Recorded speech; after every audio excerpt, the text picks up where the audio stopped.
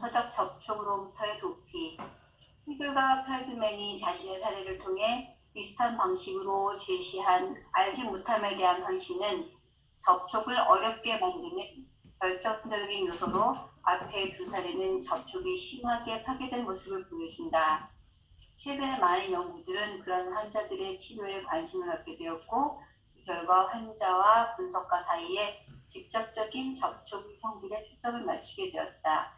즉, 분석가의 경험에서 발생하는 정서적 접촉의 순간에 대한 세밀한 연구가 시작된 것으로, 정서적 접촉으로부터 숨은 특정한 환자들은 자신들을 찾을 수 없는 곳으로 이동하기 위해 미묘한 방법들을 사용한다는 것이다.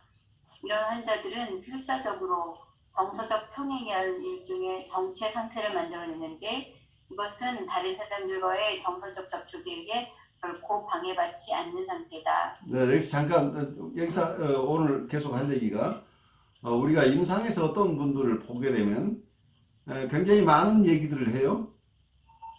많은 얘기들을 하는데 정서적으로는 전혀 접촉을 안 하는, 접촉이 잘 되지 않는데 계속 좋은 인사이트를 얘기를 하고 우리로 하여금 분주하게 해석을 하게 만들어내는 이런 묘한 환자들이 있죠. 그러니까 우리로 하여금 열심히 일하게 하는데 그 내용은 우리가 열심히 뭔가 이 사람이 가지고 오는 머티리얼에 대해서 관심을 가지고 호기심이 생기고, 그래서 열심히 애를 써서 이 사람에게 좋은 통찰을 주려고 하고 있는데, 실제로는 이 사람은 그 내용을 가지고 가서 딴짓을 하는 거죠. 이 해석을 가지고 자기의 성찰을, 어떤 자기에 대한 셀프 언더스탠딩, 자기 이해가 좀 더 깊어져서 점점 치료적인 반응을 가져오는 게 아니고, 오히려 자기가 만나고 싶지 않은 어떤 정서를 회피하기 위해서 치료자를 다른 데 붙들어 매는 거죠. 열심히 일하게 만들고 실제로는 자기를 잘 알지 못하게 만들어낸다는 얘기예요. 자기 스스로도 자기를 알지 못하고 분석가도 정서적으로 나와 접촉을 할 수 없도록 만들어내는 거죠.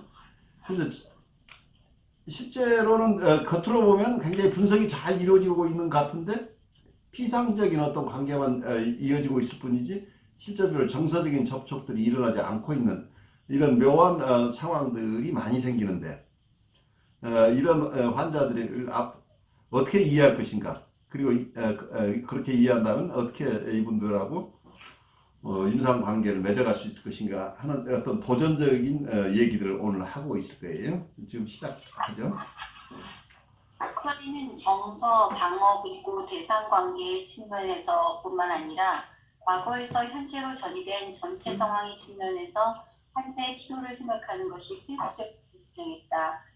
자신의 엉덩이를 학대하는 남자의 사례에서 피학적 성노착 경향성과 전이 상황에 대한 폭넓은 견해가 받아들여질 때 매우 복잡하게 얽혀있는 정체성이 어떻게 그 모습을 드러내는지에 대해 이미 살펴본 바와 같이, 이런 원리에 대한 이해는 새로운 접근들의 발달에 영향을 미쳐왔는지를 보여주며, 특히 클라인의 권고를 따르고 있는 베티 조셉의 논문 전이 그 전체 상황에서 강조된다.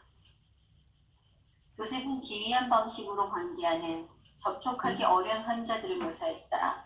그들은 분석가와의 정서적 거리를 두기 위해 자기 보호적 노력을 기울이며, 이것은 분석가로 하여금 일종의 유사 분석을 하도록 이끈다. 따라서 환자는 마치 정신분석 치료가 진행되고 있고 이해가 축적되고 있는 것처럼 행동한다. 그러나 실제로 그는 분석가로부터 거리를 유지하고 있으며 어떤 이해에 의해서도 정서적으로 흔들리지 않는 방어를 유지하고 있다. 겉으로는 K 동굴처럼 보이지만 실제로는 그렇지 않은 미묘한 상황이 전개되고 있는 것이다. 그것은 K 연결과 반대되는 것으로서 그러한 연결을 적극적으로 가로막는다. 종종 환자의 의사소통은 분석가의 호기심에 투사하는 것을 목표로 하여 이로 인해 앞에 두 장의 사례들처럼 분석가는 무엇인가를 질문해야 하는 충동을 떠맡게 된다. 는 수동적이고 요지부동 상태에 머물게 되고 아무것도 배우지 못한다. 살에 뒤틀린 당근. 요셉은 아주 어린 아가씨와 결혼한 20대 초반의 경직되고 통제되어 있는 불안한 남자를 묘사했다. 그는 정신적 문헌에 대한 약간의 지식을 갖고 있었다. 그는 3년 반 교차 분석을 받았는데 한 번은 찬장을 닦는 것에 대한 문제를 말하고 싶다면서 회기를 시작한 적이 있었다. 그는 그런 것들에 너무 많은 시간을 낭비하고 있었다.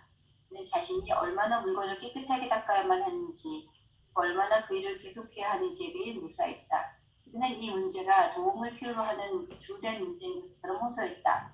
여기서 이제 보시면 어떤 환자는 계속해서 아주 같은 얘기를 계속 반복함으로써 어떤 상담자가 그게 무엇인지 정말 깊이 알아야 될 것 같은 어떤 이런, 그리고 그걸 해석해 줘야 될 것 같고 설명해 줘야 될 것 같고 해서 우리가 열심히 그걸 쫓아가도록 만들고 있는데, 아무리 설명을 하고 해석을 해줘도 이 사람하고 정서적인 거리는 좁혀지는 게 아니고 오히려 그 내용 자체는 이 사람한테 전혀 어떤 영향도 미치지 않는 이런 방어적인 과정이 계속 반복되는 경우들이 발생하죠.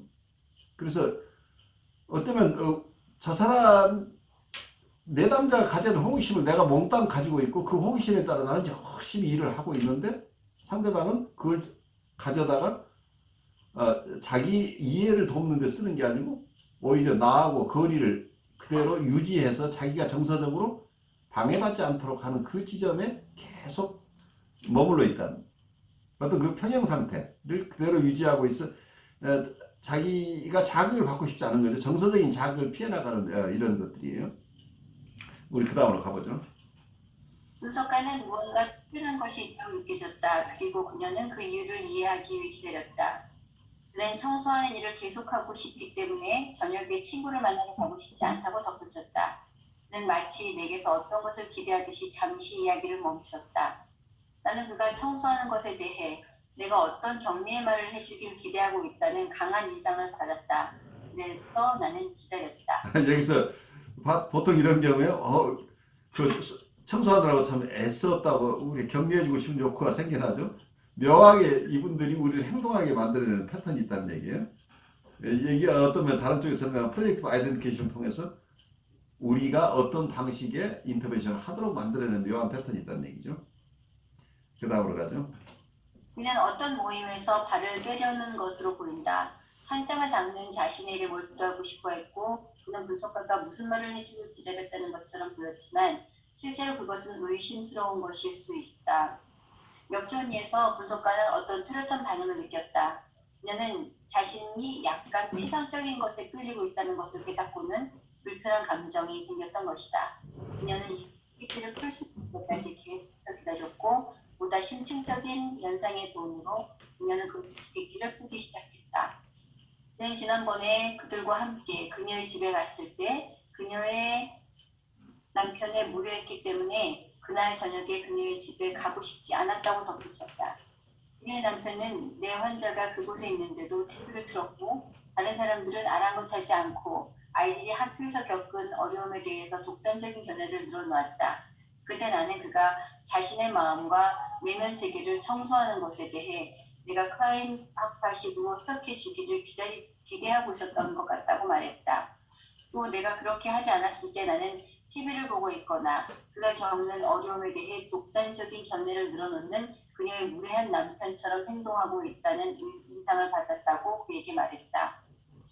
이는 해석이 어떻게 환자의 무의식적 무역과 역전이 감정을 결합시키는지를 알 수 있는데 분석가가 해석을 해주는 역할을 거절했을 때 분석가를 TV를 보고 있는 무례한 친구처럼 느꼈으며 분석가가 자신이 바라고 있는 것에서 철수한 상태라고 느꼈다.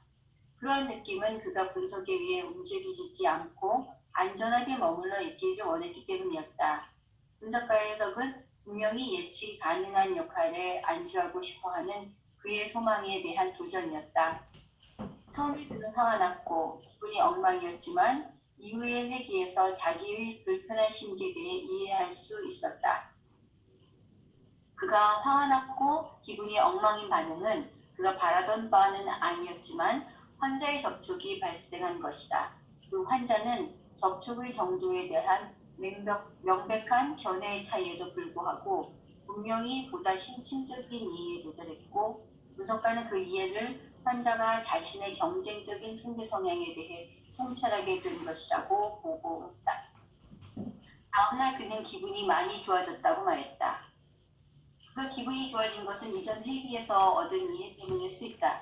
그러나 그것은 또한 일종의 거짓된 상황으로 그가 후퇴한 것일 수도 있다. 이때 꿈이 분석가가 직면한 이 물음에 빛을 던져주었다. 이거 꿈을 꿨다. 그 꿈에서 그는 아내와 휴양지 숙소에 있었다. 그들은 막 떠나려고 하면서 차에 짐을 싣고 있었다. 그러나 그는 어떤 이유에선지 차를 훨씬 떨어진 곳에 세웠는데 그것은 마치 그가 현관까지 차를 가져오는 것을 너무 황송하게 느꼈거나 아니면 길이 너무 길고 좁다고 느꼈기 때문일 것 같았다.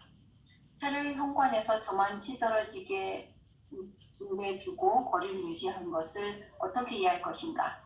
그것은 그 전날 환자가 분석가와 접촉하지 한다고 했던 분석가의 해석이 옳았다고 말해주는 것일 수도 있다. 그때 그는 이상하게도 집에 가져갈 음식을 사기 위해 상점 안에 있었다. 그가 집에 가고 있다면 왜 음식을 가져가야 하는가? 그 꿈은 우리에게 이상한 생각을 갖도록 자극한다.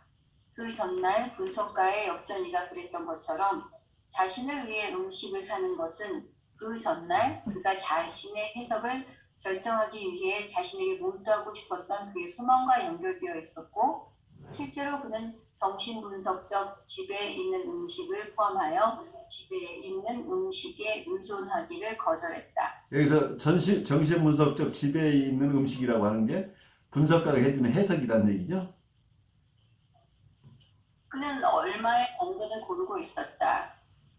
뒤틀려 있는 네덜란드산 당근과 연하고 고두며 더 좋지만 약간 더 비싼 프랑스산 당근 중에서 고를 수 있었다.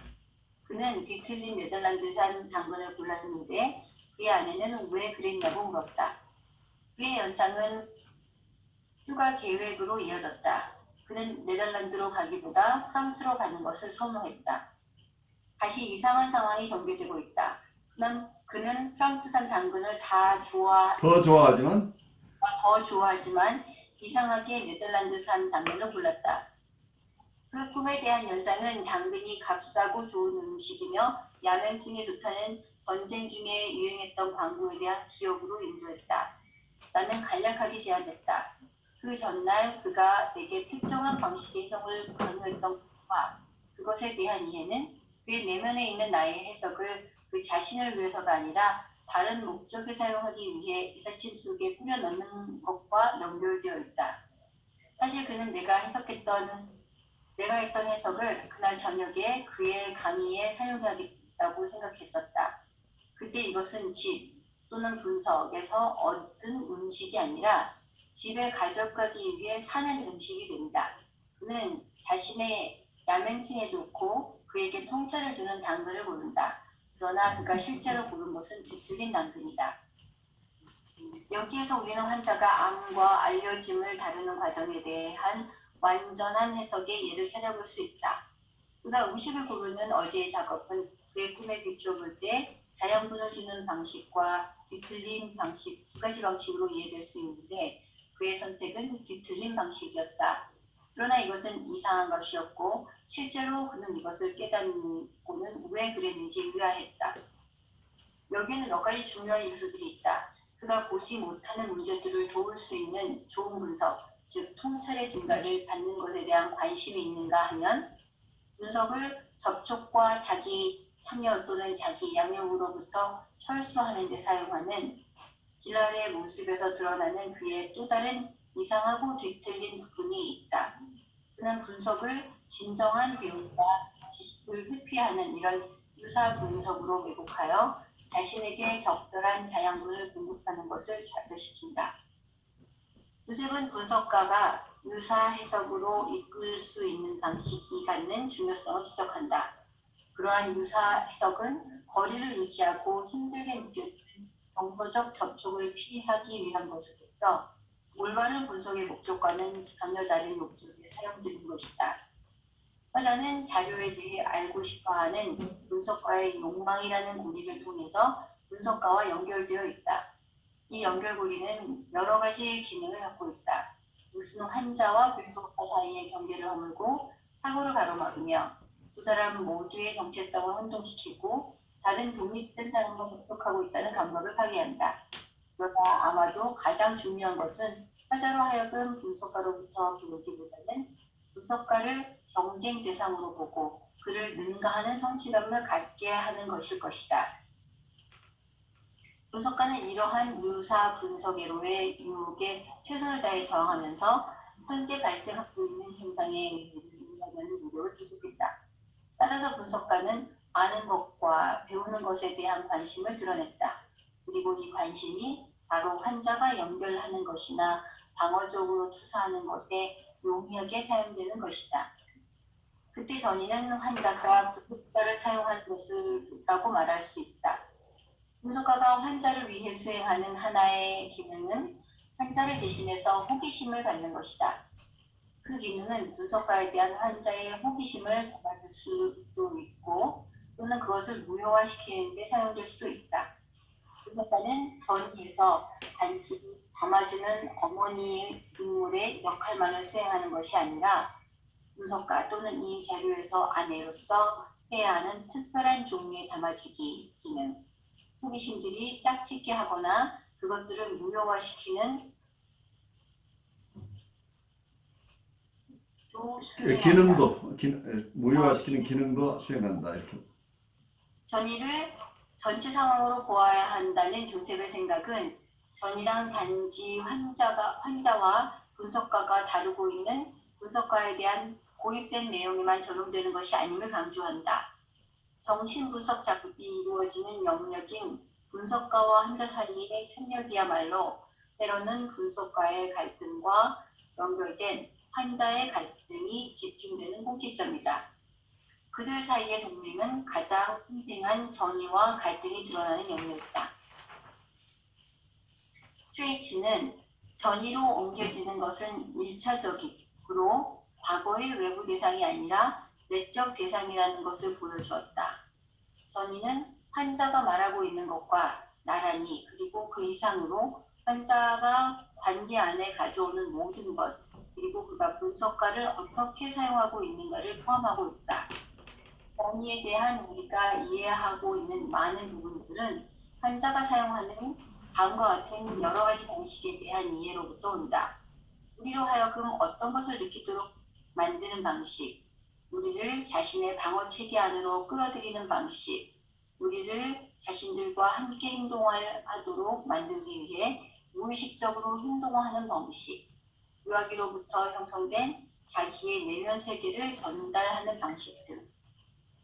일상적인 사회와 접촉에서 사람들은 영향을 미치는 어떤 것들에 대해 말한다. 그리고 정신분석적 면담에서 이것은 결코 덜하지 않다. 환자가 분석가에게 영향을 미치는 것, 즉 그의 말이 미치는 효과는 환자가 삶에서 세상과 관계를 맺어온 오랜 역사와 관련되어 있다. 이 점에서 그 둘 사이에는 항상 무언가가 일어나고 있는 것이다. 따라서 우리는 환자가 불안과 갈등을 잠재우기 위해 대상을 어떻게 사용하는지에 대해 관심을 가질 수밖에 없다. 그 방법, 과거로부터 현재로 옮겨질 것이다. 환자가 분석가를 사용하는 방식은 이야기와 아동기 대상을 사용하는 방식의 복습이다. 나는 접촉을 회피함으로써 분석의 진전을 어렵게 만드는 이 과정을 좀 더 상세히 고찰하고자 한다.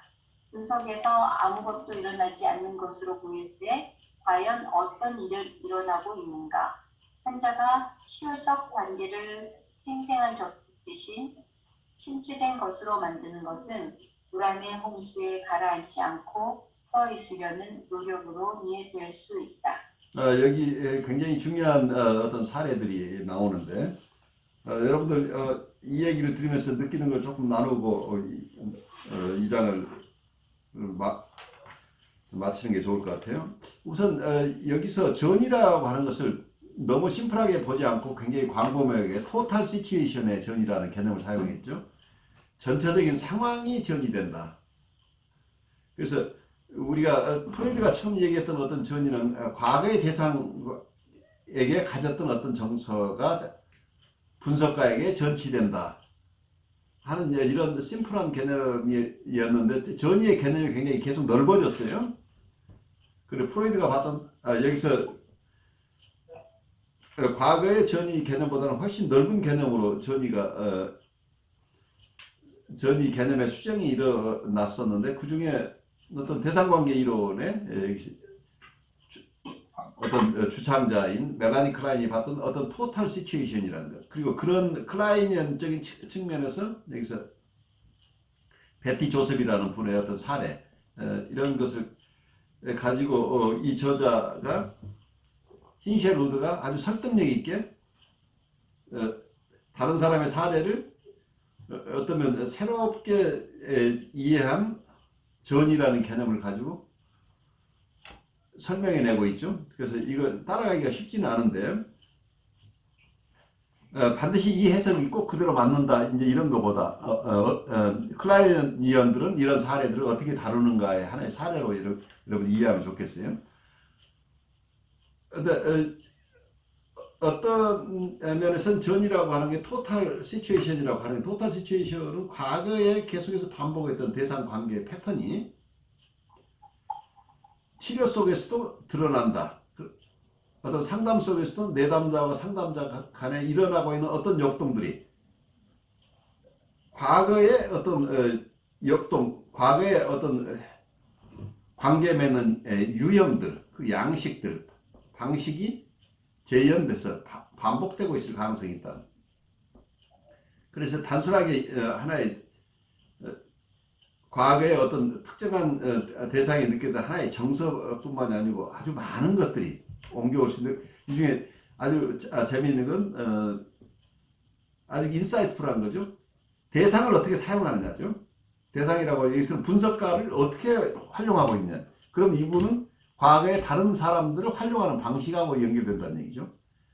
그러니까 어린 시절부터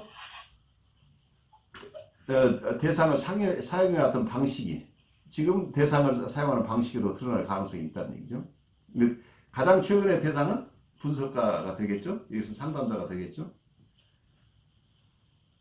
그래서 어떤 면에서는 상담에 오시는 분들은 보통 자기를 좀 더 이해하고 싶고 자기의 삶의 질을 개선하고 싶다고 오죠. 이런 의식적인 생각을 가지고 오지만 이분들이 상담에 임하는 순간부터는 무의식의 영향을 받기 시작하는데, 의식적으로는 우리와 협조하고 싶다, 협조해서 자기가 많은 통찰을 얻어서 빨리 어려움에서 벗어나고 싶다고 하지만 이분들의 무의식은 많은 경우에 저항으로 드러나는, 저항이 여러 모습인데 이런 경우에는 분석가를 에게 어떤 역할을 맡겨요.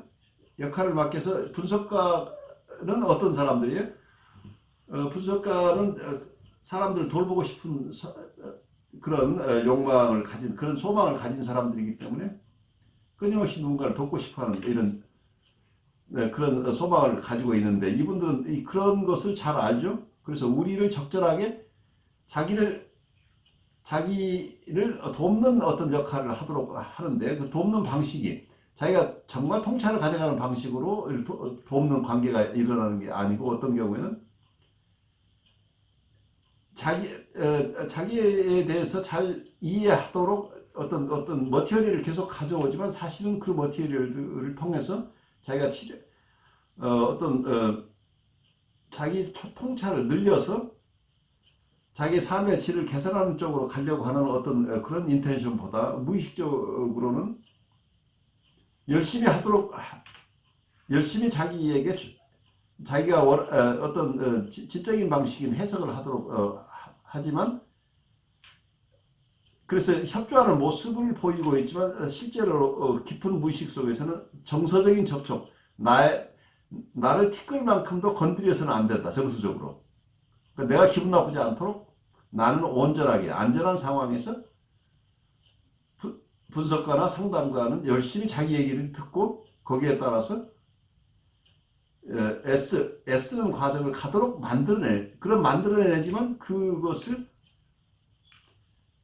실제 도움을 받는 쪽으로 가져가려고 하는 방식으로 반응하지 않는다는 얘기죠. 결국은 이 사람은 애쓰지만 전혀 도움이 되지 않는 쪽으로 실제 자기의 성숙이나 자기에 대한 자기의 이해를 넓히는 방식으로 사용되지 않는 이런 쪽에 이걸 웨이스트 해버린다는 얘기죠. 그래서 이런 역동을 분석가가 모르게 되면 열심히 분석을 하지만 실제로 환자는 나아지지 않는다. 이런 얘기를 하고 있어요. 교수님 질문인데요. 예. 다 이제 대부분 의식도 있겠지만 무의식에서 일어나는 일인가요? 대부분 무의식이라고 봐야죠.